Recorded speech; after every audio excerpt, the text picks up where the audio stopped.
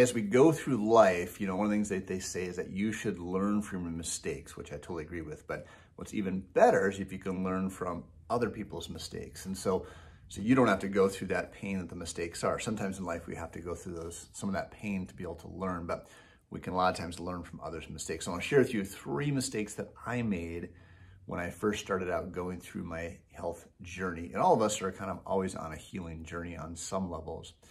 But if you don't know my story, when I was younger, I suffered with a lot of immune system issues, which just kind of self-diagnosed looking back were autoimmune issues. So I was having ear infections and sore throat and strep throat. I was stuffed up all the time, had a lot of fatigue. I just didn't feel good. And I'd had it for so long that I just thought it was normal. I thought it was my genetics. I thought it was just something I was going to have to suffer with the rest of my life. So, and now I haven't. Through chiropractic and some other changes, those things have completely gone away, which I'm very, very thankful for. So a few mistakes that I made in the beginning. Number 1 is I was just focused on getting rid of my symptoms. I also had canker sores I forgot to mention, which were really painful. And so that was one of the things I did at the beginning, just what can I do to get rid of these canker sores? Or what can I do to get rid of my fatigue or get my energy levels up? Now that in itself is not a problem, but the problem is when we focus on just trying to treat the symptom versus trying to figure out what the root cause is. And so the symptom of the canker sore was on my lip, but I had to figure out what was causing that canker sore. Why was I having this fatigue? Why was I sick all the time? You know, I grew up in a household where I've got a total of 4 sisters and 1 brother, but I kind of grew up with 2 sisters. And so there were 3 of us in the household plus my parents, so 5 of us. And they were exposed to the exact same germs that I was, but I was the one getting sick all the time. So if I could have taken a step back and go, okay, why, it's the same germs, but why am I the one getting sick? And so I just didn't have the data, I just didn't have the knowledge. But if you can focus on that big picture, to take a step back and go, okay, why am I having this symptom? What is the cause of it versus just trying to treat the symptom? And there's nothing wrong with wanting to feel better and trying to feel better, but you don't want to sacrifice your short-term health for your long-term health. And most medications, most medical treatments are focused on treating the symptom, not getting to the underlying cause. The chiropractic, our goal is to remove the interference from the nervous system so your body can heal and function better. Most of the time, it helps you feel better. Sometimes it doesn't, but it's always going to make you be healthier. So focus on the long term in terms of getting to the cause of the problem.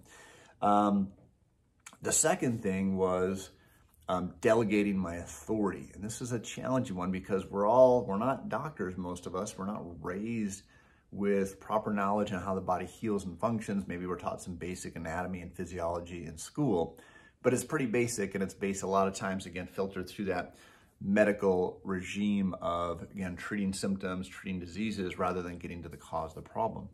And so I've heard the term in business where you should trust but verify.